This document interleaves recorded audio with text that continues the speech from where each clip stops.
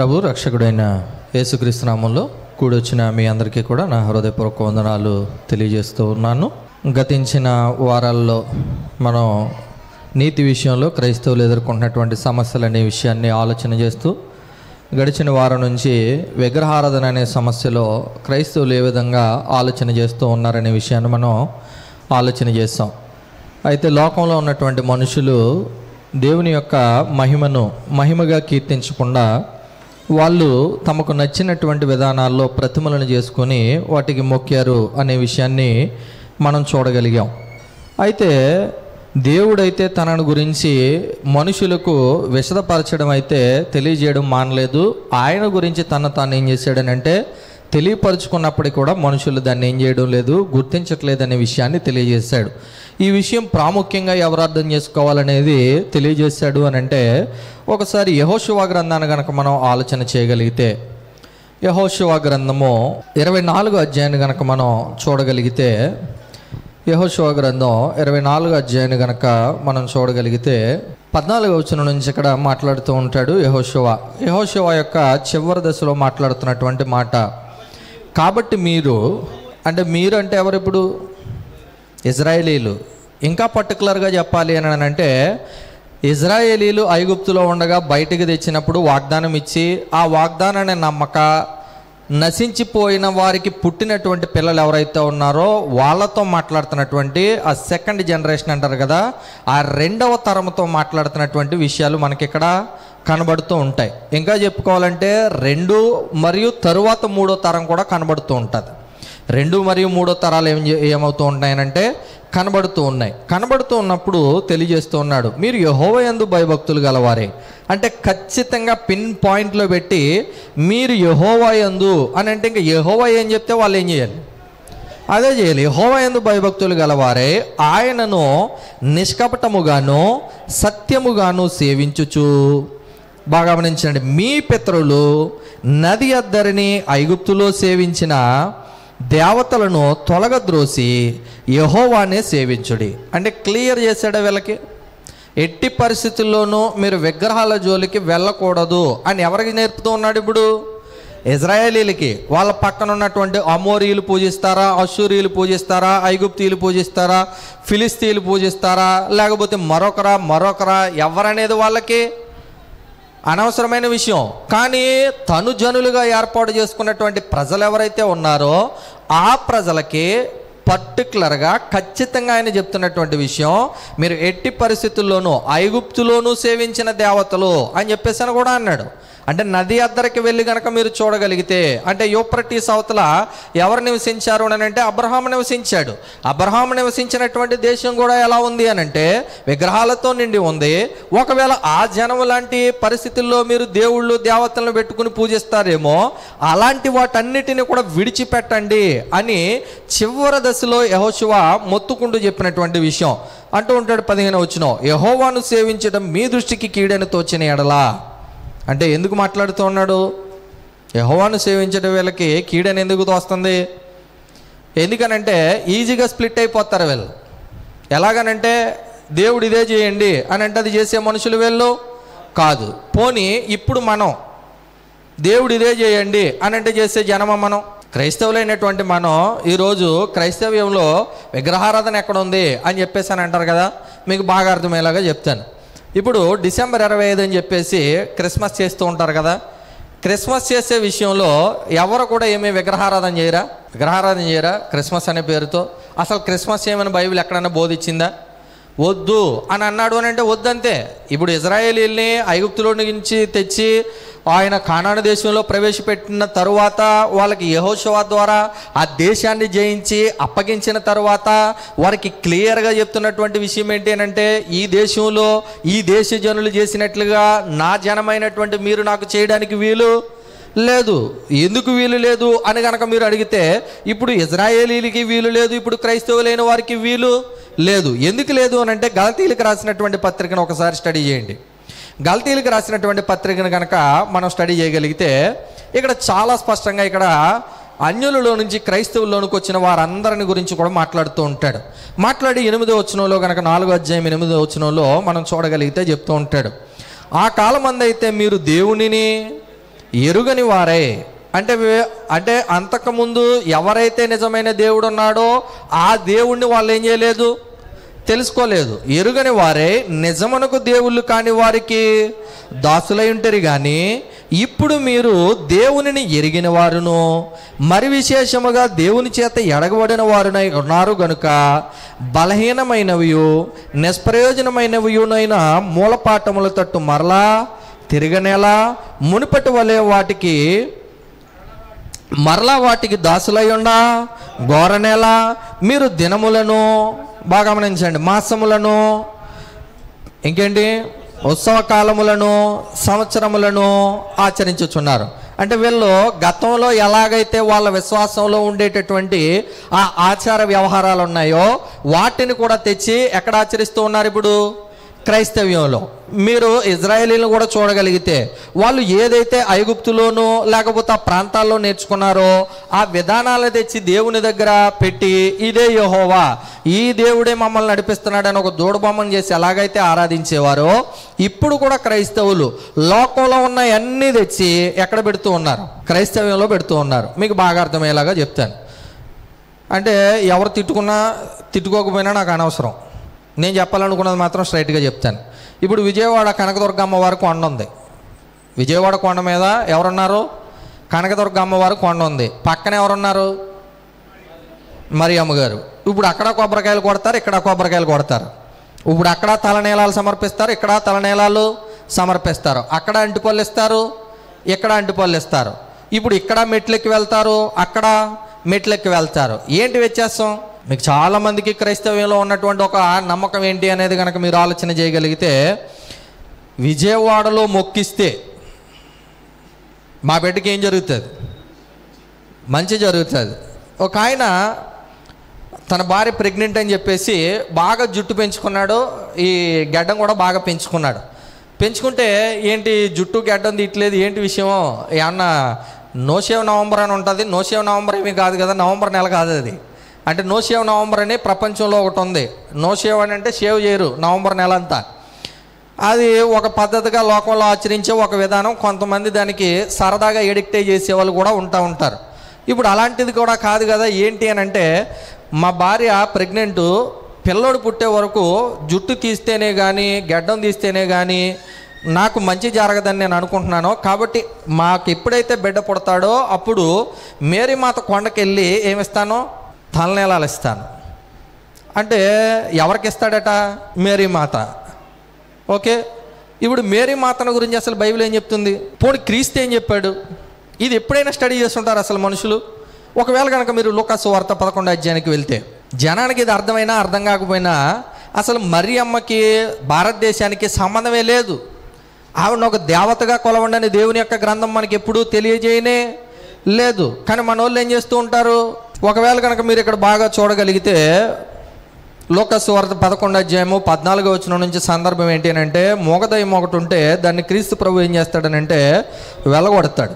వెళ్ళగొట్టిన తర్వాత 20వ వచనం నుంచి కనుక మనం చూడగలిగితే, అయితే నేను దేవుని వ్రేలితో దయ్యములను వెళ్ళగొట్టుచున్న ఎడల నిత్యముగా దేవుని రాజ్యం మీ వద్దకు వచ్చి ఉన్నది. బలవంతుడు ఆయుధములు ధరించుకొని తన ఆవరణమును కాపాడుకునిచున్నప్పుడు అతని సొత్తు భద్రముగా ఉండును.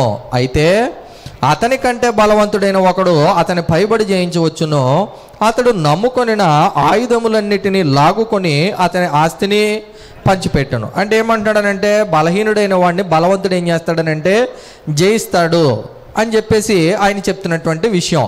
అప్పుడు పూర్తిగా క్లియర్గా మాట్లాడతాడు. 23వ వచనం చూడండి. ఆయన, నా పక్షమున ఉండని వాడు నాకు విరోధి, నాతో సమకూర్చని వాడు చెదరగొట్టువాడు. అపవిత్రాత్మ ఒక మనుషుని వదిలిపోయిన తర్వాత అది విశ్రాంతిని వెదకుచు నీరు లేని చోట్ల తిరుగుచుండును. విశ్రాంతి దొరకనందున నేను విడిచి వచ్చి నా ఇంటికి తిరిగి వెళ్ళుదుననుకుని వచ్చి ఆ ఇల్లు ఊడ్చి అమర్చి ఉండుటి చూచి వెళ్ళి తనకంటే చెడ్డవైన మరి 7 ఆత్మలను వెంటబెట్టుకుని వచ్చిన అవి అందులో ప్రవేశించి అక్కడనే కాపురముండును. అందుచేత మనుషుని కడపటి స్థితి మొదటి దానికంటే చెడ్డదగునని చెప్పాను. అంటే ఒక మనిషిని మోగదయ్యం పట్టింది, వదిలిన తర్వాత బలవంతుడు బలహీనను దోచుకోవడం సరైనటువంటి విధానం. విషయం ఏంటి అని అంటే, అపవాది బలవంతుడు ఎప్పుడే అవుతాడు అని అంటే మనం బలహీనత కలిగితే, అంతేనా కాదా? మనం బలహీనమైతే ఎవరు బలవంతుడు అవుతాడు?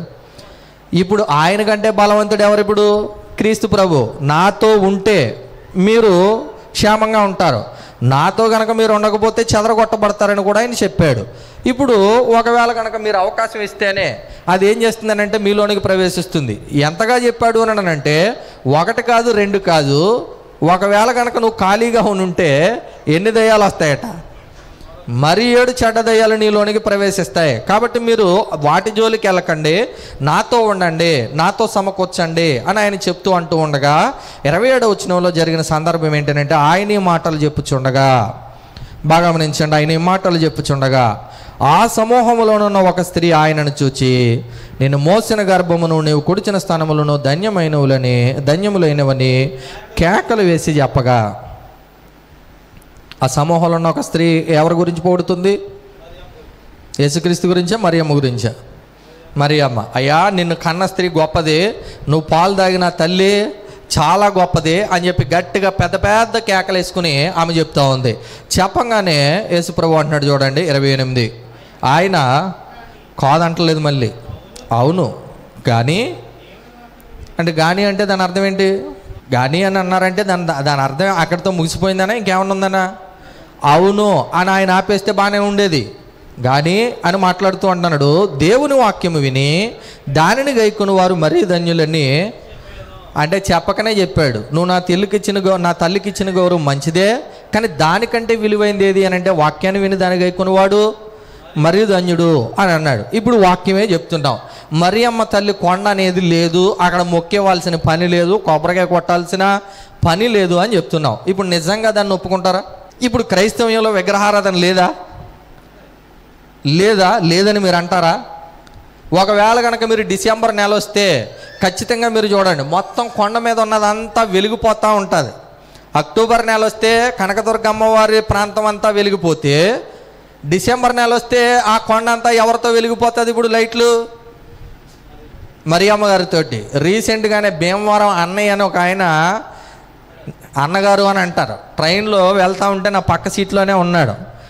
మొత్తం మీద 2 గంటలు సాక్ష్యం చెప్పాడు. ఆయన చెప్పిన తర్వాత ఏంటి ఎక్కడికి వెళ్తున్నారని అడిగితే విజయవాడ అన్నాడు.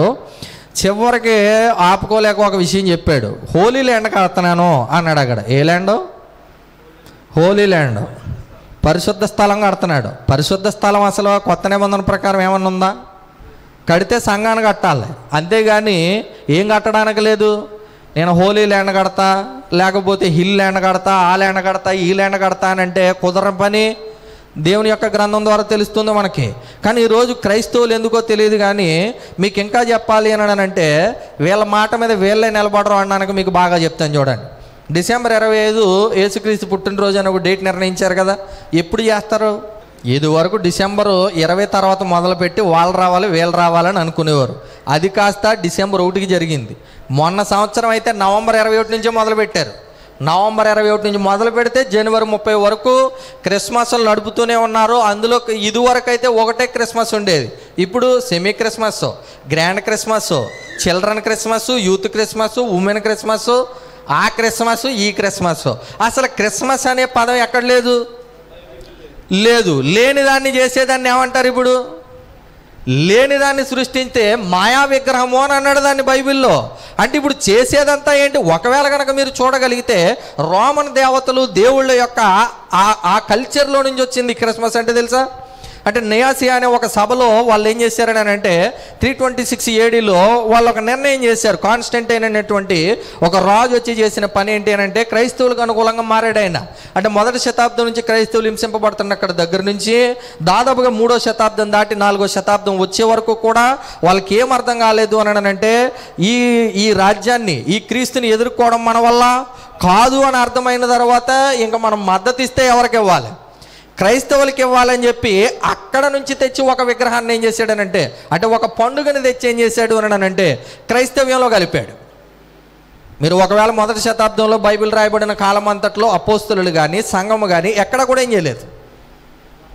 యేసు ప్రభువుకి ఎక్కడ పండుగ చేయలేదు. ఇంకా చెప్పుకోవాలంటే మేరీ మాతకు కూడా వాళ్ళు పండుగ చేయలేదు. కానీ నేడున్నటువంటి క్రైస్తవులు, మన మధ్యన ఉన్న హిందువులు అన్నయ్యో మీకు బాగా అర్థమయ్యేలాగా చెప్తాను. మొన్న వినాయక చవితి జరిగింది.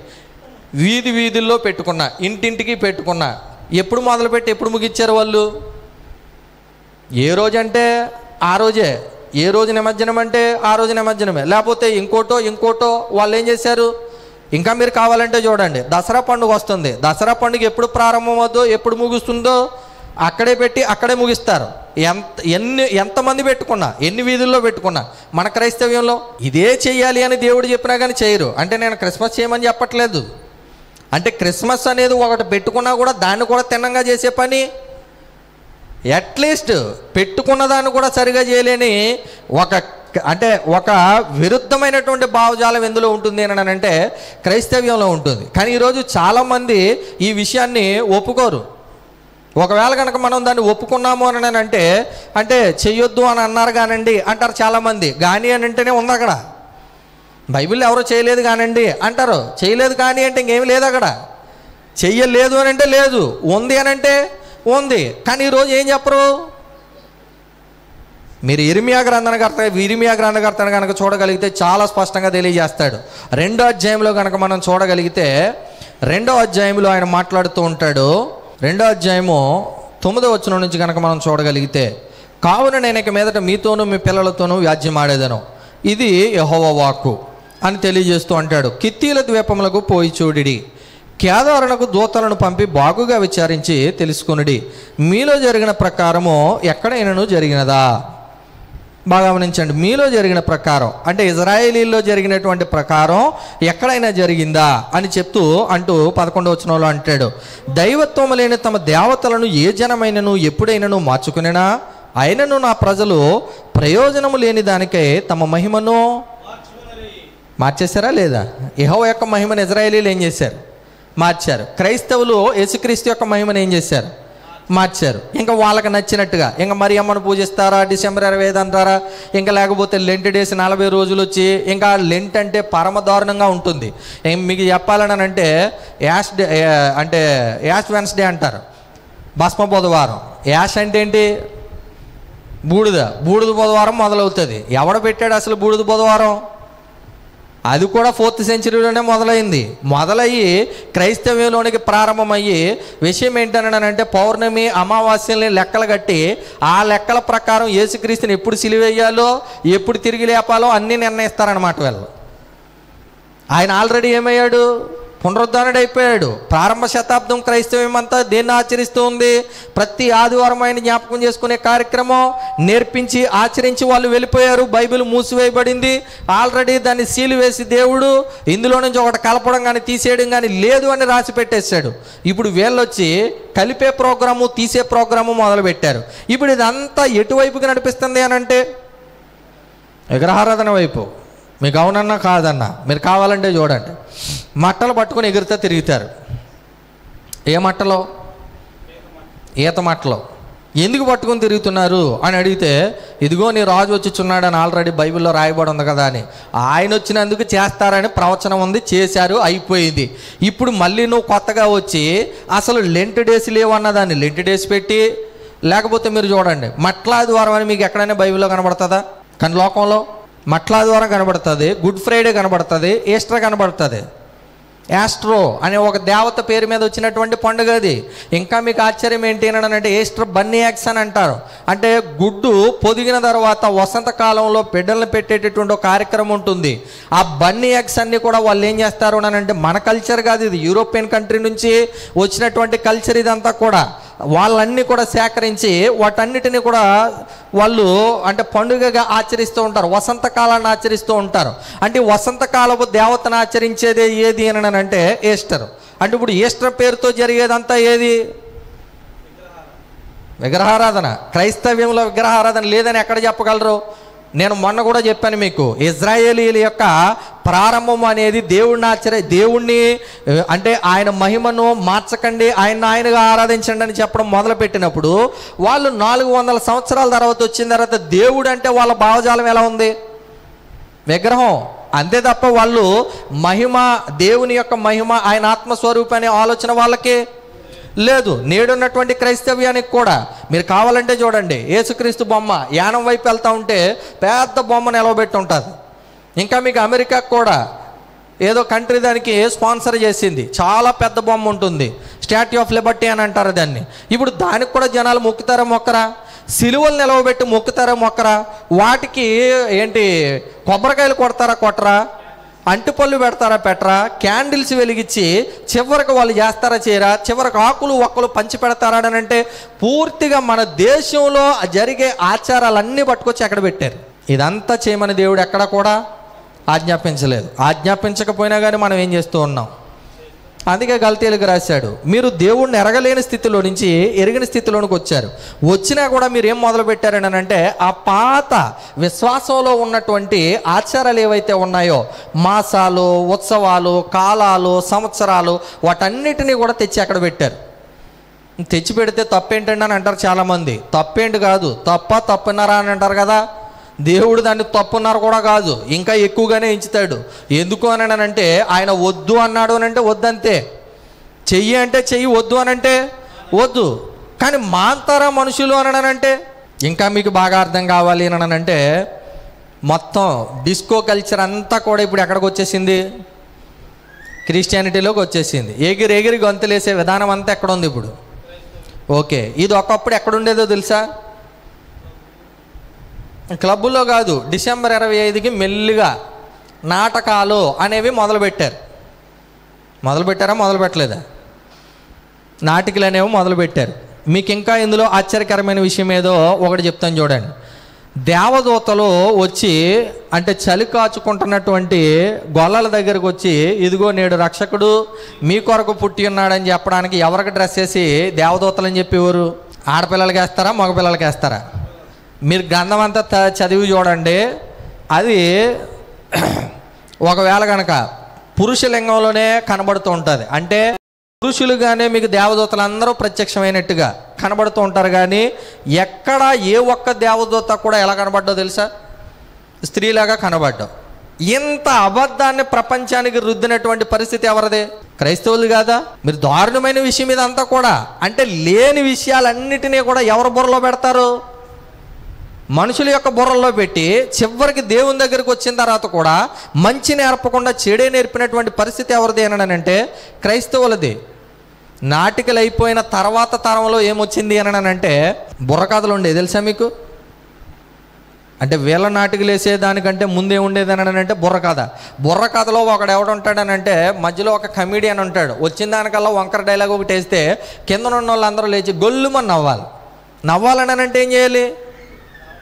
కామెడీ చేయడమే. కామెడీ చేయడం అని అంటే అది ఎలాంటిది అని అంటే వ్యంగ్యమైనటువంటి మాటలు మాట్లాడడం ద్వారా అక్కడ వాళ్ళు ఏం చేస్తారని అంటే ఒక నవ్వు పుట్టించే కార్యక్రమాన్ని తెస్తారు. అంటే తెచ్చినప్పుడు కింద ఉన్న వాళ్ళందరూ ఏం చేస్తారు? నవ్వుతారు. ఇప్పుడు అలా నవ్వించడానిక దేవుని యొక్క సన్నిధి, దేవుని యొక్క సంఘం అని అంటే క్రైస్తవ్యానికి కానీ అటు ఇజ్రాయేలీలకు కానీ అర్థం కాని విషయం ఏంటి అని అంటే దేవుడు విగ్రహం వైపు వెళ్ళొద్దు అన్నది ఎందుకు అని అంటే అల్లరి అనేది దేవునికి నచ్చినటువంటి ఒక కార్యక్రమం. అపవిత్రత దేవునికి నచ్చినటువంటి ఒక కార్యక్రమం. అంటే చివరికి అల్లరి అపవిత్రత అంతా ఎక్కడికి తెచ్చారు? దేవుని సన్నిధిలోనికి తెచ్చారు. తెచ్చి దాన్ని ఏం చేస్తూ ఉన్నారు? ఇప్పుడు మీకు రెండాట్లకి తోడేముంటుంది అని అంటే భోజనం. ఈ భోజనాల దగ్గర కూడా ప్రెస్టేజ్ ఇష్యూ ఉంటుందా ఉండదా? చచ్చిపోతున్న వాడికి ఎవడో కూడా రూపాయి పెట్టి అన్నం ఇప్పించడేమో కానీ ఎలాంటి కార్యక్రమాల దగ్గర చికెన్ నేనేస్తా, మటన్ నేనేస్తా, చేప నేనేస్తా, రొయ్యి నేనేస్తా. ఒకప్పుడు మనకి ఒక పూట తిండి తినడానికే చాలా కష్టంగా ఉండేది, అవునా? ఈరోజు దేవుడు బలపరిచాడు అని అంటే దేవుని కృపని దేవుడిని ఎలా మహింపరచాలి? రోమీలకు పౌలు చెప్పింది అదే. దేవునిగా వాళ్ళు ఏం చేయలేదు, మహింపరచలేదు. ఈరోజు కూడా క్రైస్తవులు ఏం చేయడం లేదు, దేవునిగా మహింపరిచే కార్యక్రమం వాళ్ళ దగ్గర లేదు అన్నప్పుడు దేవుడు దాన్ని సీరియస్గా తీసుకుంటాడు. ఆయన కనుక సీరియస్గా తీసుకున్నాడు అని అంటే వాళ్ళ పతనం ఖచ్చితంగా రాశాడు అని అంటే దాన్ని ఖచ్చితంగా చేస్తాడు. ఒకవేళ కనుక మనం ఆలోచన చేయగలిగితే మొదటి రాజుల గ్రంథానికి మనం వెళ్ళి 21వ అధ్యాయాన్ని కనుక మనం చూడగలిగితే ఇక్కడ అహాబు రాజును మనం చూస్తూ ఉంటాం. అహాబు రాజుకి వచ్చినటువంటి శిక్ష ఎందుకు వచ్చింది అనే విషయాన్ని కనుక మనం ఆలోచన చేస్తే వాస్తవంగా ఏలియాకి, తిష్బీడు అయినటువంటి ఏలియాకి దేవుని యొక్క వాక్కు ప్రత్యక్షమై ఇక్కడ ఈ విధంగా తెలియజేస్తూ ఉంటాడు. 21వ అధ్యాయానికి వెళ్ళి మనం 16వ వచనంలో కనుక మనం చూడగలిగితే ఇక్కడ నాబోతు యొక్క పరిస్థితిని గురించి మాట్లాడుతూ చివరిగా మాట తెలియజేస్తూ ఉంటాడు. నాబోతు చనిపోయిన అహాబు విని లేచి ఇజ్రాయేలీయుడైన నాబోతు ద్రాక్ష తోటను స్వాధీనపరచుకున్నాడా కొనబోయేనా? ఆల్రెడీ దేవుని వాక్యం ఎవరి దగ్గరికి వెళ్ళింది? ఏలియా దగ్గరికి వెళ్ళింది. ఇప్పుడు ఏలియాతో మాట్లాడమన్నదే మాట్లాడాలా, లేకపోతే రాజుకు భయపడి ఏదో ఒకటి మాట్లాడి వచ్చేయాలా? దేవుడు ఏది చెప్తే ఇది చాలా మనకి సులువుగా ఇక్కడ చెప్పడం ఈజీగా ఉంటుంది, కానీ క్రిస్మస్ చేసే వాళ్ళందరికీ చేయకూడదని చెప్పండి మీరు. ఈస్టర్ చేసే వాళ్ళందరికీ చేయకూడదని చెప్పండి మీరు. అదిగా కొండకి వెళ్ళే వాళ్ళందరికీ కొండకి వెళ్ళకూడదని చెప్పండి. మీకు దీనికంటే పవర్ఫుల్ ఆలయం ఒకటి ఉంది, వేలంగిని అని, చెన్నైలో. తెలుసా మీకు? వేలంగిని మాతకు ఉన్నటువంటి ప్రఖ్యాతి సామాన్యమైన విషయం కాదు. ఇంకా అక్కడ ఏం చెప్తారని అంటే, సముద్రంలో వెళ్తూ ఉంటే అక్కడ వాడ ఒకటి ఉంటుంది. ఆ ప్రదేశం అంతా కూడా చాలా విగ్రహాలతో నిండిపోయి ఉంటుంది. ఒక వాడలో ప్రయాణిస్తున్నటువంటి శిష్యులను కూడా ఎవరు కాపాడారు అని అంటే, వేలంగిని మాత వచ్చి కాపాడిందని ఒక స్టోరీ వాళ్ళు చెప్పారు, ఒక అద్భుతంగా. అది ఎవరు నమ్ముతారు ఇప్పుడు? అయ్యో బాబు, వేలంగిని మాత అంటే సామాన్యమైంది కాదండి. ఎవరు అంటున్నారు ఈ మాటలు? క్రైస్తవులు. ఇప్పుడు మీకు ఇక్కడ అహాబు రాజుని చూసిన తర్వాత, ఏలియా వెళ్ళి మాట్లాడిన తర్వాత అసలు వేలంగిని మాత మరియమ్మ అని మాట్లాడే స్కోప్ ఉంటుందా లేదా చూడండి ఒక్కసారి. 17 వచనంలో అంటాడు, అప్పుడు యెహోవాకు తిష్బీయుడైన అని ఏలియాకు ప్రత్యక్షమై ఇలాగూ సెలవిచ్చెను, నీవు లేచి సోమ్రోనులోనున్న ఇజ్రాయేలు రాజు అయిన అహాబును ఎదుర్కొనుటకు బయలుదేరుము. అతడు నాబోతు యొక్క ద్రాక్ష తోటలో ఉన్నాడు, అతడు దానిని స్వాధీనపరచుకొనబోయాను. ఎక్కడున్నాడు?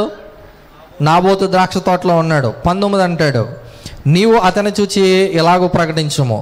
ఎవరిని చూచి? అహాబును చూసి ఏం చేయాలి? ఎలా ప్రకటించు అని అంటాడు. ఏమని ప్రకటించాలి? యెహోవా సెలవిచ్చినది ఏమనగా, దీన్ని స్వాధీనపరచుకున్న వలన నేను నాబోతును చంపిదేవు కదా. యెహోవా సెలవిచ్చినది ఏమనగా, ఏ స్థలమందు కుక్కలు నాబోతు రక్తమును నాకెనో, ఆ స్థలమందే కుక్కలు నీ రక్తమును నిజముగా నాకునని అతనితో. ఏ స్థలంలో నాబోతును నువ్వు చంపావో అదే ప్రాంతంలో, అదే దేశంలో నువ్వేం చేస్తావు? చేస్తావు. అదే పరిస్థితిగా నాబోతు యొక్క రక్తాన్ని నాకినట్టుగా నీ యొక్క రక్తాన్ని కూడా కుక్కలు నాకుతాయి. 20 వచనం, అంతటా అహాబు ఏలియాని చూచి, నా పగవాడా? ఏంటి? ఎవరు? ఏలియా అహాబుకి పగవాడు. ఎందుకయ్యాడు అహాబుకి ఎందుకు పగవాడయ్యాడు ఏలియా? ఎప్పుడు నిజం చెప్పినా సరే మీరు వాళ్ళందరిని ఎలా చూస్తారో తెలుసా? మీ కొత్త నిబంధనలో కూడా పౌలు గారు ఏమంటాడో తెలుసా? నేను నిజమాడినందున మీకు ఏమయ్యాను? శత్రువునైతేనా. పగవాడిగా చూడడానికి ప్రధానమైన కారణం ఏంటంటే, మీరు నిజం చెప్పండి, పగవాళ్ళగానే చూస్తారు. అబద్ధం చెప్పండి, జనాలకి ఎలా ఉంటుంది? చాలా ఇష్టంగా ఉండడం కాదు, నీ అంత గొప్పలు లేడంటాడు. ఆ ప్రేమ వర్ణించలేనిది, ఇంక మనం చెప్పలేము దానికి. ఇంక అంటూ ఉంటాడు, నా పగవాడ నీ చేతిలో నేను చిక్కుబడి తినా. ఎవరి చేతిలో? ఇప్పుడు ఏలియాకి అహాబుకి అనుకుంటున్నాడు, ఎవరికి మధ్యన అనుకోవట్లేదు. అహాబు ఇజ్రాయేలీలకి రాజు అయినటువంటి అహాబు ఆ ప్రజలందరిని ఎవరి వైపు నడిపించాలి? దేవుని వైపు నడిపించాలి. దేవుని వైపు నడిపించాల్సిన అహాబు యెజబెలుని తెచ్చుకుని, యెజబెలు ద్వారా బయలు విగ్రహాలను ఎక్కడ నిలిపాడు? ఇజ్రాయేల్ దేశం అంతా కూడా నిలపడంతో పాటు బయలుకి ప్రవక్తలను ఏర్పాటు చేసి వాళ్ళని పోషించే పని ఎవరు మొదలుపెట్టారు? అహాబు తన భార్య అయినటువంటి యెజబెలు. వాళ్ళు పోషించడంతో పాటు ఆ విగ్రహాలని ఆరాధించే కార్యక్రమం కూడా ఎవరు చేశారు? అహాబు యెజబెలే చేశారు. ఇప్పుడు అంటూ ఉంటాడు కిందకి వెళ్ళి, అని పలుకగా ఏలియా ఇట్లనేడు, యెహోవా దృష్టికి కీడు చేయుటకు నిన్ను నీవే అమ్ముకొని ఉన్నావు గనుక నీవు నా చేతిలో నీవు చిక్కుతివి. ఎందుకు చిక్కావు? నాకు చిక్కాను అంటున్నావు. ఎందుకు చిక్కావు? నువ్వు యెహోవా దృష్టికి కీడు చేసావు కాబట్టి ఎవరికి చిక్కావు? నాకు చిక్కావు. ఇప్పుడు మనం తప్పు చేస్తే ఎవరికి చిక్కినట్టు? ఇప్పుడు మీకు బాగా అర్థమయ్యేలాగా చెప్తాను. ఓ తాగుబోతుడు ఉన్నాడు అనుకోండి. వాళ్ళిద్దరూ ఏ తప్పు చేసినా కానీ వాళ్ళకి తప్పని అనిపించదు. తాగలేనోడు ఎవడైనా ఉన్నాడు అనుకోండి, ఇప్పుడు వాడి దృష్టికి ఎలా ఉంటుంది? తప్పుగా ఉంటుంది. ఇప్పుడు మీకు ఇంకా బాగా అర్థమయ్యే విషయం చెప్తాను. తిరిగిపోతాడు కలిసి తిరుగుతున్నారు అనుకోండి, ఎలా ఉంటుంది?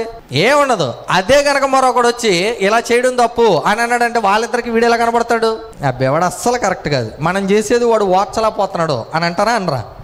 ఇప్పుడు కూడా ఇక్కడ ఈ అహాబుకు ఉన్నటువంటి మనస్తత్వం ఏంటన్నాడంటే, నేను చేసేది ఎవరికి నచ్చట్లేదు, ఏలియాకి నచ్చట్లేదు అంటున్నాడు. ఏలియా కాదు నచ్చలేంది, దేవునికి నచ్చలేదు కాబట్టి నువ్వు నాకు చిక్కావు అని అన్నాడు. అన్న వెంటనే ఏమంటున్నాడు? 21, అందుకు యెహోవా ఇలాగూ సెలవిచ్చెను, నేను నీ మీదకి అపాయము రప్పించెదను, నీ సంతతి వారిని నాశనము చేతును, అల్పులేమి గనులేమి ఇజ్రాయేలు వారిలో అహాబు పక్షమున ఎవ్వరూ లేకుండా పురుషులందరినీ నిర్మూలము చేతును. ఎవరిని లేకుండా చేసేస్తాను, పురుషుడు అన్నవాడు లేకుండా నిర్మూలన చేసి పడేస్తాను అని చెప్తూ ఉన్నాడు. పురుషులందరినీ నిర్మూలన చేస్తున్నావు. ఇజ్రాయేలు వారు పాపము చేయుటకు నీవు కారకుడవై నాకు కోపము పుట్టించితివు గనుక. ఇజ్రాయేలు పాపం చేయడానికి ఎవరు కారకుడు? ఇప్పుడు ఎవరు కారణం? అహాబు రాజు కారణం. దేనికి కారణం? పాపానికి కారణం. అంటే ఇజ్రాయేలు ప్రజలందరినీ కూడా ఎటువైపు నడిపించాడు? పాపము వైపు అని అంటే ఏంటి? ఇప్పుడు పిన్ పాయింట్లో పెడితే ఏంటి? ఇప్పుడు విగ్రహాల వైపు నడిపించాడు, విగ్రహారాధన వైపు నడిపించాడు. నేడున్నటువంటి క్రైస్తవ్యంలో కూడా జనాలు ఎటువైపు నడుస్తారు?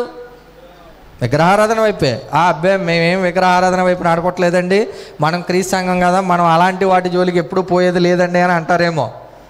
ఒకవేళ కనుక మీ పర్సనల్ జీవితాల్లో కనుక మీరు ఆలోచన చేసుకుని బాగా గమనించుకుంటే మీకు బాగా అర్థమయ్యేలాగా చెప్తాను. పెళ్ళి అయిన తర్వాత అమ్మాయిని అబ్బాయిని ఇంటికి పంపించాలంటే ఎన్నో రోజులు పంపిస్తారు, ఏ వారాలు పంపరు. మళ్ళీ పనికి మాలిన విషయం ఏంటంటే అది ఆదివారం వచ్చినా పర్వాలేదు కానీ రోజు కలిసి రావాలి మనకి. అది 3వ రోజో 5వ రోజో 7వ రోజో 9వ 11వ లెక్కేస్తారు. 3వ రోజు కనుక మంగళవారం వచ్చిందనుకో అబ్బే పంపనంటారు. అదే 3వ రోజు ఆదివారం వస్తే పంపేస్తామని ఏముంది ఆదివారం అంటారు అంతే. అంటే ఆదివారం దేవుడికి విలువ, ఆరాధనకి ఏమీ లేదు. అంటే దేవుడి గతి లేనోడు. ఇప్పుడు ఈ రోజులు సృష్టించినటువంటి దేవునికి విలువ లేదు కానీ దేనికి విలువ ఉంది? ఇప్పుడు నువ్వు రోజుకి ఇచ్చిన విలువ ఎవరికి ఇవ్వలేదు తెలుసా? మన వాళ్ళు మంగళవారం అంటే కొన్ని కార్యక్రమాలు చేయరు, శుక్రవారం అంటే కొన్ని కార్యక్రమాలు చేయరు. అందుకే మా నాన్నగారు చనిపోయినప్పుడు కూడా ఖచ్చితంగా ఎవడు వస్తాడో రాడో మానేయండి, నాకు మాత్రం ఖాళీ ఉన్నది ఎప్పుడు అని అంటే శుక్రవారము, అది 6వ రోజు, వస్తే రండి లేకపోతే మానేయండి, స్ట్రైట్గా చెప్పాను. ఆశ్చర్యకరమైన విషయం ఏంటంటే క్రైస్తవులు మానేశారు, హిందువులు వచ్చారు. ఇప్పుడు ఎవరికి ఎక్కువ పట్టుదల ఇందులో? ఎవడు మంచి పనికిమాలోడు అని అంటే మీరు బాగా గమనించండి, ఎవరు ఎక్కువగా పాటిస్తున్నారు? క్రైస్తవులే. మనకు అర్థమైనా అర్థం కాకపోయినా మనం చేసేటటువంటి కార్యక్రమాలన్నీ కూడా ఇప్పుడు మీరు బాగా గమనించండి. బాలింత్రాలను గుమ్మం దాటించాలి. ఏంటి గుమ్మం దాటిచ్చేది? నువ్వు గుమ్మం దాటించకపోతే కీడు వచ్చి పడుతుందా నీకు? గుమ్మం దాటించాలి అనేది ఎక్కడుండేటువంటి ఆచారం? లోకంలో ఉండేది. నువ్వు ఇక్కడికి పట్టుకొచ్చి దాన్ని పెట్టి వాస్తవంగా గాలి మార్పు రావడానికి చేసినటువంటి కార్యక్రమం అది. అంటే బిడ్డలు ఆరోగ్యంగా ఉండడానికి నువ్వు అది దాటించడానికి, దేవుని పేరిట చేయడానికి, అయ్యా ఇక్కడ పరిస్థితి బాగుంటే ఉండు, బాగాలేకపోతే నువ్వు మార్చు. ఇదివరకు రోజుల్లాగా లేవు. ఇప్పుడు పూర్తిగా మెడికేషన్ అంతా ఏమైపోయింది? మారిపోయిన తర్వాత మారిపోయినట్టుగా ఇప్పుడు లేదు. వాస్తవంగా ఇజ్రాయేలీలకు కూడా ఆహారం ఇచ్చినప్పుడు ఆయన ఏం చెప్పాడు? నువ్వు పలానా జంతువు తినొద్దు, పలానా ఆహారం నువ్వు ముట్టొద్దు అని చెప్పడానికి కారణం ఏంటంటే బ్యాక్టీరియల్ ఇన్ఫెక్షన్. అది ఆ బ్యాక్టీరియల్ ఇన్ఫెక్షన్ వాళ్ళకి రాకుండా ఉండాలి అని అంటే పంది మాంసాన్ని దూరంగా ఉంచాడు. మీకు పంది మాంసం తింటే వచ్చే సమస్య ఏంటో తెలుసా? పంది మాంసం సరిగ్గా ఉడకబెట్టకుండా కనుక తిన్నారనుకోండి, ఇప్పుడున్నంత ఏంటి అంటే బాగా ఉడకబెట్టి తినేంత ఆ నాలెడ్జ్, ఆ జ్ఞానం అనేది పూర్వపు రోజుల్లో లేదు. మీకు బాగా కావాలని అంటే మా చిన్నతనంలోనే ఇంట్లో కోడిని కనుక కోస్తే ఏం చేసేవారు అని అంటే కొన్ని రకాల ఆ కోడి పార్ట్స్ అన్నీ కూడా ఒక ఈ సైకిల్ ఊస ఉండేది, ఊసకి గుచ్చి ఆ మాంసం ఏం చేసేవారంటే ఉప్పు కారం రాసి బాగానే ఆ మంటలో పెట్టి, అది కూడా దేని మంటలో అంటే ఈ కొబ్బరి ఆకుల మంట ఉంటుంది కదా, ఆ మంటలో పెట్టి బాగా కాల్చి ఇచ్చేవారు. అది పూర్తిగా కాలుతుందా? కాలదు, కానీ రుచి మాత్రం చాలా బాగుంటుంది. తినేసేవారు. ఒకవేళ పంది మాంసమే కనుక అలా తిన్నారనుకోండి, సరిగ్గా ఉడకబెట్టకుండా లోపల బద్ది పురుగులు తయారవుతాయి. బద్ది పురుగులు నువ్వు బతుకుండగానే అప్పుడప్పుడు మనుషులు అంటారు కదా, పురుగులు పడి చేస్తావురా నువ్వు అని. ఒకవేళ కనుక బద్ది పురుగు ఉన్నావు కనుక మీరు స్కాన్ చేసి చూస్తే లోపల పురుగులన్నీ తిరుగుతుంటాయి, ఒళ్ళంతా పురుగులే ఉంటాయి. ఒకవేళ కనుక ఎప్పుడైనా కనుక మీరు ఈ పైలేరియా వచ్చినటువంటి పేషెంట్లు ఉంటారు కదా, పైలేరియా అంటే బోధకాలు ఉన్నటువంటి పేషెంట్లు ఉంటారు కదా, వాళ్ళకి కనుక పుండు పడింది అనుకోండి, వాళ్ళకి లోపల పురుగు పట్టేసినా కూడా తెలియదు, పురుగులు బయటకు వస్తుంటాయి లిటరల్గా బతుకుండగానే. ఎప్పుడైనా కనుక మీరు డాక్టర్లను అడగండి, వాళ్ళు క్లీన్ చేసినప్పుడు కనుక మీరు చూస్తే చెప్తారు పురుగులు ఉంటాయి సార్ వాళ్ళ కాళ్ళల్లో అని చెప్పేసి. పురుగులు బతుకుంటాయి పైలేరియా ఉన్నటువంటి పేషెంట్లలో, మనకు అర్థమైనా అర్థం కాకపోయినా. కానీ ఈరోజు మనకి ఏది తింటే క్షేమం, ఏది తినకపోతే క్షేమం అనేది మనకు అర్థం కాదు. కాబట్టి దేవునికి తెలుసు కాబట్టి సమస్తము నేర్పించాడు ఇజ్రాయేలీలకి. ఇప్పుడు విగ్రహం అనేది కూడా ఒక అపవిత్రత, ఒక అల్లరి, లేకపోతే దేవునికి నచ్చనటువంటి ఒక కార్యక్రమం ఎందుకైంది అని అంటే తను యెహోవా ఎవరు అని అంటే పరిశుద్ధుడు. తన జనులు కూడా ఎలా ఉండాలి? ఇప్పుడు పరిశుద్ధులుగా ఉండాలి. కాబట్టి ఏం చేశాడు అని అంటే నాయనా మీరు ఎటు వెళ్ళొద్దు, విగ్రహాల వైపుకు వెళ్ళొద్దు అని అంటే చివరికి వీళ్ళకి రాజును కూడా ఏర్పాటు చేసి ఆ రాజులందరినీ కూడా ఎటువైపు తిప్పాలని చూశాడు అని అంటే జీవము కలిగిన దేవుని వైపుకి, ఆయన కార్యక్రమాల వైపుకి తిప్పాలని చూస్తే రాజులు కూడా పాడే జనులందరినీ కూడా ఏం చేశారు? పాపం వైపు నడిపించారు. అంటే ఇప్పుడు ఆహాబు పాపం చేశాడు అని చెప్పడంలో ఉన్న ఉద్దేశం ఏంటి అని అంటే జనాలందరూ ఎటువైపు నడిపాడు. పాపం అనగానే మనకి ఎక్కడ గుర్తుకు రావాల్సిందేది? విగ్రహాల వైపుకి తిప్పాడు. 22వ వచనం అంటాడు చూడండి, ఇజ్రాయేలు వారు పాపము చేయుటకు నీవు కారకుడివై నాకు కోపము పుట్టించితివి. ఎవరి కోపం వచ్చింది అంటే విగ్రహాల వైపు వెళ్తే ఎవరికి కోపం వస్తుంది? అబ్బాయి ఈరోజు ఏమీ లేదండి, విగ్రహం ఒట్టిది, నువ్వు ఏది పడితే తిని అంటున్నారు. ఒట్టిదే విగ్రహం. లోకంలో ఉన్న వాళ్ళు కూడా ఒట్టిదనే చెప్తారు. మీరు కావాలంటే పండితులు అన్న వాళ్ళు కూడా ఆ రూపాన్ని చూస్తే మాకు ఏదో ఒక ఫీలింగ్ కలుగుతుంది, కానీ అందులో ఏమీ లేదనే విషయం పండితులు ఏమంటున్నారు? లేదు అని చెప్తున్నారు. వాళ్ళు చెట్లకు మొక్కుతారు, పుట్లకు మొక్కుతారు, రాడు రప్ప ప్రతిదానికి మొక్కుతారు. మొక్కిన వాళ్ళు దేవుడని భావిస్తారు. ఈరోజు క్రైస్తవులు అలా మొక్కరని అంటే అవును, ఖచ్చితంగా మొక్కుతారు. మీరు కావాలంటే చూడండి, వంట చేసేటటువంటి నైపుణ్యం కలిగినటువంటి క్రైస్తవులు ఎవరన్నా ఉన్నారు అని అనుకోండి, అందులో ఉన్న వాళ్ళు కూడా మొదట తీసి ఎక్కడ పెడతారు? పొయ్యి మీద పెడతారు. పొయ్యి బతికిస్తుంది కాబట్టి పొయ్యి ఆయన దేవుడు. నేను బయట వాళ్ళని ఎవరిని నేను విమర్శించట్లేదు. నేను విమర్శిస్తుంది ఎవరిని అంటే క్రైస్తవులని. క్రైస్తవులు కార్యక్రమాలు చేయకూడదు. ఇంకా మీరు కావాలంటే చూడండి, మొన్న వినాయక చవితి వచ్చింది కదా, వినాయక చవితి వచ్చినప్పుడు వాళ్ళ బళ్ళు అన్నిటికీ కూడా ఏం చేస్తారు? వాళ్ళ బండ్లకి మొత్తం వినాయకుడి పేరు తలుచుకొని మొత్తం పండ్లన్నీ కూడా ఏం చేస్తారు? బండికి కడుతూ ఉంటారు. ఏదైనా పూజ చేసుకుని వాళ్ళు దీని ద్వారా పోషింపబడుతున్నారు, దీని ద్వారా నన్ను దీవించని వాళ్ళ దేవుడిని అడగడానికి వాళ్ళు ప్రయత్నం చేస్తారు. మనోళ్ళు కూడా బండికి పూజలు చేస్తారు, తెలుసా మీకు? అంటే మీకు పూజ అని తెలియదు. పూజ అని అంటే మన భారతదేశం కోణంలో విన్నాం కాబట్టి అది అర్థం కాదు. అదే ఒక పాస్టర్ గారు ప్రార్థన చేసి సిలువేస్తాడు. దాన్ని ఏమంటారు ఇప్పుడు? అది కూడా ఎన్నిసార్లు వేస్తాడు? ఓకే, మొన్న కూడా మేము ఒక ఫంక్షన్కి వెళ్ళాం. ఒక అయ్యగారు వచ్చాడు.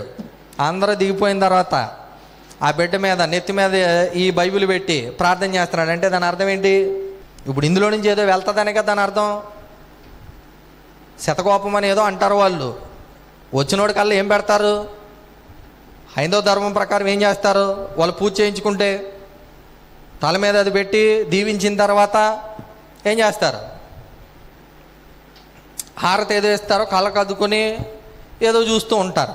ఇప్పుడు క్రైస్తవంలో కూడా పెళ్ళి అయినప్పుడు ఈ కెమెరామ్యాన్స్ అన్న వాళ్ళు అంటే కొంతమంది ఏం చేస్తారని అంటే, మీ అమ్మగారికి మీ నాన్నగారికి కాళ్ళకి దండం పెట్టాను కానీ ఏం చేస్తారు? ఇప్పుడు మీ అమ్మ నాన్నే దేవుడు, నువ్వు ఎవరికి మొక్కవో వాళ్ళే ఎవరు? దేవుడు. నువ్వు క్రైస్తవుడు అయితే అది ఖచ్చితంగా చేయకూడదు. హిందుత్వంలో చేసుకుంటారంటే వాళ్ళ విశ్వాసం, దాన్ని నువ్వు కాదని అనగలేదు, అది వేరే సబ్జెక్టు. కానీ నువ్వు క్రైస్తవుడు అయిన తర్వాత నువ్వు ఈ కార్యక్రమాలు చేయడం అనేది దేవునికి నచ్చినటువంటి కార్యక్రమం. కాబట్టి ఖచ్చితంగా వాటన్నిటినీ కూడా క్రైస్తవుడు ఏం చేయాలి? విడిచిపెట్టాలి. విడిచిపెట్టకపోతే కోపం ఎవరికి వస్తుంది? ఇప్పుడు దేవునికి కోపం వస్తే ఏం చేస్తాడు? ఆ దేవుడు కనబడ్డ కాబట్టి ఏం చేస్తాడు? ఏమి చేయలేడు. అది మన ధైర్యం. మనకు అర్థం కావాల్సిన విషయం ఏంటంటే చూడండి, చెప్తున్నాడు ఇజ్రాయేలీలు 21వ అధ్యాయం 22వ వచనంలో చెప్తూ ఉంటాడు. మొదటి రాజులు, ఇజ్రాయేలీలు పాపము చేయుటకు నీవు కారకుడివై నా కోపం పుట్టించితివి గనుక నెబాతు కుమారుడైన యెరోబాము కుటుంబమునకు అహీయా కుమారుడైన బయషా కుటుంబమునకు నేను చేసినట్లు నీ కుటుంబమునకు నువ్వు చేయుదునని యెహోవా సెలవిచ్చుచున్నాడు. యెరోబాము కుటుంబానికి ఏం చేశానో, బయషా కుటుంబానికి ఏం చేశానో అదే పరిస్థితి, అదే శిక్ష మళ్ళా నీకేం చేస్తానో రిపీట్ చేస్తున్నానని చెప్పి 23వ వచనంలో అంటాడు. మరియు యెజబెలును గూర్చి యెహోవా సెలవిచ్చినది ఏమనగా, ఇజ్రాయేలు ప్రాకారమునందు కుక్కలు యెజబెలును తినివేయును, పట్టణమందు చచ్చు ఆహాబు సంబంధికులను కుక్కలు తినివేయును. చివరికి ఎవరికి ఆహారంగా వేశాడు? వీళ్ళని కుక్కలకు ఆహారంగా వేశాడు. మీకు అర్థమైందో లేదో? ఇంకా చూడండి, బయట భూమిలో చచ్చు వారిని ఆకాశ పక్షులు అప్పుడప్పుడు అంటూ ఉంటారు, నువ్వు పురుగులు పడి చచ్చి కనీసం భూమిలో కూడా కలవర్రా అంటారు. చూసారా? తిడతారు. చూసావా? మన శాపానికి ఏమవదు, కానీ దేవుడి నోట్లో నుంచి వచ్చింది అయ్యి తీరుతుంది. అది నువ్వు ఇంట్లో చచ్చినా ఎక్కడ చచ్చినా పలానాది వచ్చి తిని పారేస్తుందని చెప్తున్నాడు. ఇంకా అంటూ ఉంటాడు చూడండి 25వ వచనం, తన భార్య అయిన యెజబెలు ప్రేరేపణ చేత యెహోవా దృష్టికి కీడు చేయ తన తాను అమ్ముకుని అహాబు వంటి వాడు ఎవడునో, కీడు చేయడానికి తనను తాను అమ్మేసుకున్నటువంటి రాజు ఎవడో లేడని చెప్పాడు దేవుడు. ఈరోజు కూడా నీ దేవుడు చెప్పిన కార్యాన్ని విడిచిపెట్టి నీకు నువ్వే కీడు చేసుకోవడానికి నిన్ను నమ్మేసుకున్న నీకంటే నాకంటే దౌర్భాగ్యుడి ప్రపంచంలో ఎవరో కూడా లేరు. కానీ దేవుడు విగ్రహారాధనకు దూరంగా ఉండండి అని చెప్పినా కానీ మనకేమవటం లేదు. అర్థమవుతుందా అనంటే అర్థం కావట్లేదు. మొదటి యోహాను రాసినటువంటి పత్రిక 5వ అధ్యాయానికి కనుక మనం వెళ్ళగలిగితే, యోహాను రాసినటువంటి మొదటి పత్రిక 5వ అధ్యాయానికి కనుక మనం వెళ్ళగలిగితే ఇక్కడ చూడండి, ఇదంతా రాసిన తరువాత ఫైనల్గా ఆయన రాసిన పాయింట్ ఇది చెప్తూ ఉన్నాడు. యోహాను రాస్తూ ఉన్నాడు 21వ వచనం. మొదటి యోహాను రాసినటువంటి మొదటి పత్రిక 5వ అధ్యాయము 21వ వచనం. చిన్నపిల్లలారా, విగ్రహముల జోలికి పోకుండా జాగ్రత్తగా ఉండుడి. విగ్రహాల జోలికి పోకుండా ఎలా ఉండాలి? జాగ్రత్తగా ఉండండి అని ఎంత గట్టిగా చెప్పినా కానీ మనకి ఏమర్థం అవుద్ది? విగ్రహాల జోలికి వెళ్ళొద్దు అంటే మనం ఏం చేస్తాం? వెళ్తామా వెళ్ళమా? అంటే విగ్రహం అని అంటే మన కోణం వేరు. ఇప్పుడు నేను హిందువుని కాదు కాబట్టి నేను ఏ విగ్రహాన్ని మొక్కనండి అని అంటే నీ పర్సనల్ జీవితంలో నువ్వు చేసే కార్యక్రమాలను చూసుకో, అవి విగ్రహ సంబంధమైనవో కావో లెక్క తెలుసుకో. ఒకవేళ కనుక నువ్వు వాళ్ళ చెప్పిన మాట వీళ్ళ చెప్పిన మాట, ఇప్పుడు లోకంలో ఉన్న వాళ్ళ మాట విని నువ్వు గుణదలు వెళ్తావా, లేకపోతే ఇప్పుడు రాజమండ్రి పక్కన గౌరీపట్నం అని ఒకటి ఉంటుంది అక్కడికి వెళ్తావా, ఇంకొకట అదైనా సరే, లేకపోతే వేలంగని మాట అంటావా, నువ్వు వెళ్ళినా అది కూడా ఏమవుద్ది? విగ్రహారాధన. ఇప్పుడు దేవుడు వద్దన్నది తింటే అది కూడా ఏమవుద్ది? విగ్రహారాధన. ఇంకా మీకు గల్తీలతో కూడా మాట్లాడుతూ అన్నాడు, మీరు దినములను మాసములను ఉత్సవములను ఏం చేస్తూ ఉన్నారు అంటే క్రిస్టియన్స్ అంటే మేము క్రిస్మస్ చేస్తామనంటే నువ్వు పెద్ద విగ్రహారాధికుడివి. ఒకవేళ కనుక నువ్వు ఈ ఈస్టర్ చేస్తానండి అని అంటే నువ్వు పెద్ద విగ్రహారాధికుడివి. విగ్రహాల జోలికి వెళ్ళొద్దు, దూరంగా పారిపోండి అని అంటే కూడా మనకేమవట్లేదు. అర్థం కాలేదు అని అంటే అది అర్థం కాని సబ్జెక్ట్ ఏమీ కాదు. దేవునిగా మహింపరచకపోతే ఆయన కోపం వస్తుందా? వస్తుంది. వస్తే ఆహాబుని ఏమన్నాడు? శపించాడు. కుక్కలు తినేస్తాయి, ఆకాశ పక్షులు తినేస్తాయి. చివరికి నీ భార్యను కూడా కుక్కలు, నీ భార్య యొక్క రక్తాన్ని కూడా కుక్కలు ఏమవుతాయి? నాకుతాయి. కాబట్టి నిన్ను నువ్వు అమ్మేసుకున్నావు. కీడు చేయడానికి ఏం చేసావనంటే నిన్ను నువ్వు అమ్మేసుకున్నావు. అహాబు గుర్తుపెట్టుకో అని చెప్పి గట్టిగా దేవుడు ఏం చేశాడు? వార్నింగ్ ఇచ్చాడా లేదా? ఆయన కోపం కనుక మండింది అని అంటే ఆయన కోపం నుంచి తప్పించుకునే నరుడు ఎవడో కూడా లేడు అన్నప్పుడు నువ్వు నేను ఎలా ఉండాలి? జాగ్రత్తగా ఉండాలా, లేకపోతే మనకు నచ్చినట్టు ఉండాలా? ఖచ్చితంగా దేవుని యొక్క గ్రంథం ఏం చేస్తుంది అని అంటే ముఖ్యమైన పాయింట్లు చాలా జాగ్రత్తగా దేవుడు చెప్తున్నటువంటి విషయాన్ని గమనించండి. లేవికాండం 19వ అధ్యాయం 4వ వచనం ఇశ్రాయేలీయులకి విషయాన్ని చాలా స్పష్టంగా తెలియజేశాడు. లేవికాండం 19వ అధ్యాయం 4వ వచనం కనుక మనం చూడగలిగితే, మీరు వ్యర్థమైన దేవతల తట్టు తిరగకూడదు, మీరు పోత విగ్రహములను చేసుకొనకూడదు, నేను మీ దేవుడనైనా. మీరు బాగా గమనించండి. ఈ పాయింట్ చెప్పిన తర్వాత లాస్ట్లో ఏమన్నాడు? మీ దేవుడనైనా యెహోవాను. ఇక్కడ లేవికాండం అంతా మనం ఆలోచించవలసింది ఏంటి అని అంటే పరిశుద్ధత అనే పాయింట్ ఆఫ్ వ్యూలో ఆలోచించాలి. నేను మీ దేవుడైన యెహోవాను అని అంటున్నాడు అని అంటే అక్కడ మీ దేవుడైన యెహోవా ఎవరని? పరిశుద్ధుడు. విగ్రహం అని అంటే ఇప్పుడు ఏంటి? అపవిత్రత. అంతే కదా దాని అర్థం. నేను పవిత్రుణ్ణి, ఖచ్చితంగా విగ్రహం ఏమవుతుంది? అపవిత్రత. విగ్రహాన్ని ఏం చేయకూడదని అంటే నిలబెట్టకూడదు. నిలబెట్టరా మన వాళ్ళు? మనకు నచ్చిన నాయకుడైతే మన వీధిలో నిలబెట్టేస్తామా? నిలబెట్టి ఆ నాయకుడితోనే ఆ వీధికి పేరు నామకరణం చేస్తాం. చేసి సంవత్సరానికి ఒకసారి ఏం చేస్తాం? దండలేస్తాం, చాక్లెట్లు పంచుతాం. మీరు ఇంక ఏ నాయకుడు లేకపోతే ఏ విగ్రహం అని ఇంకా నన్ను అడగొద్దు. స్పెసిఫిక్గా ఏది నిలబెట్టినా అది ఏమవుద్ది? విగ్రహం. చివరికి యేసు ప్రభువుని నిలబెట్టిన ఏమవుద్ది? సిలువను నిలబెట్టిన ఏమవుద్ది? విగ్రహం. చివరికి చర్చి ముందుకు వచ్చి దండం పెట్టుకున్నా కూడా ఏమవుద్ది? అంటే చర్చి ముందు కానంటే చర్చి బిల్డింగ్ ముందు ఏంటి అసలు ఇది ఎలాంటిది ఏమీ చూడలేదు మీరు? కావాలంటే డ్రైవర్లు చూడండి, వెళ్తూ ఉన్నప్పుడు అంటాడు. అంటే దాని అర్థం ఏంటి? చర్చి వచ్చినా అంటారు కొంతమంది, మసీదు వచ్చినా అంటారు కొంతమంది, చివరికి ఏ దేవాలయం వచ్చినా కూడా ఏమంటారు? అంటే దాని అర్థం ఏంటి? ఏమంటారు దాన్ని? ఏమి అనరండి దాన్ని. మనోళ్ళకి ఇది ఎవరు నేర్పాడో తెలియదు, కానీ ఇప్పటికీ నాకు అర్థం కాని సబ్జెక్టు ఏంటో ఇది నాకు అర్థం కాదు. పిత పుత్ర పవిత్రాత్మ RCM నేర్పారు ఇది. దాన్ని కనిపెట్టినోడు ఎవడనేది నాకు ఇప్పటికీ అర్థం కాలేదు. పిత పుత్ర పవిత్ర అంటే మీకు అర్థం కాలేదేమో. తండ్రి కుమార పరిశుద్ధాత్మ. వాళ్ళదంతా సామాన్యమైన భాషలో ఉంటుంది. అది అర్థం చేసుకోవడం ఒక ఇబ్బందికరమని అనుకోవచ్చు. ఇప్పుడు ఆర్సీఎం అంతా ఏముంటాయని అంటే మేరీమాత బొమ్మలు, యేసుక్రీస్తు బొమ్మలు, సిలువ బొమ్మలు, పెద్ద పెద్ద ఆర్చులు, దానికి మొక్కడాలు, ఇవన్నీ ఏమిటి అని అంటే విగ్రహారాధన. ఖచ్చితంగా దాన్ని నిలబెట్టొద్దు అన్నాడు. నిలబెడితే ఏమవుద్ది అంటే మీరు బాగా గమనించండి. మీకు ఇంకా బాగా గమనించాలి అని అంటే యేసుక్రీస్తు సమాధి దగ్గరికి వెళ్ళి కూడా నేటికి జనాలు ఏం చేస్తూ ఉంటారు, యెరూషలేం వెళ్ళి పవిత్రమైన స్థలం, ఆ స్థలాన్ని ముట్టుకుని ఒకసారి ఏం చేస్తారు. నిజంగా దేవుడు ఎంత గొప్పవాడు అని అంటే మోషే యొక్క శవం ఏమైందో కూడా తెలియకుండా చేసి పడేస్తాడు జనాలకి. ఎందుకని, ఒకవేళ కనుక అందులో ఒక వర్గం కూడా తయారయ్యి ఉండేవారేమో, మోషే మనల్ని అందరినీ నడిపించాడు, మోషేని నిలబెట్టండి అని ఆశ్చర్యపోయేది లేదు. చివరికి యెహోషువని ఎత్తుకొట్టుకునేవాడేమో, నాయన మోషే దేవుడు కాదురా నాయన, విగ్రహం దేవుడు కాదు, మోషే దేవుడు కాదని మళ్ళీ ఎవరు మొత్తుకోవాల్సి వచ్చేది, యెహోషువ మొత్తుకోవాల్సి వచ్చేదేమో. కానీ మనకు అర్థమవుతుందో లేదో, ఖచ్చితంగా విగ్రహాన్ని ఏం చేయొద్దు అంటున్నాడు, నిలబెట్టకూడదు, ఎత్తొద్దు, నువ్వు ప్రతిష్ఠ అనేది ఎట్టి పరిస్థితుల్లోనూ చేయొద్దు అనే విషయాన్ని చాలా స్పష్టంగా తెలియజేస్తూ ఉన్నాడు. ఇంకా ఏం చేస్తూ ఉన్నాడు అని అంటే 26వ అధ్యాయము ఇదే లేవికాండం 1వ వచనంలో చూడండి.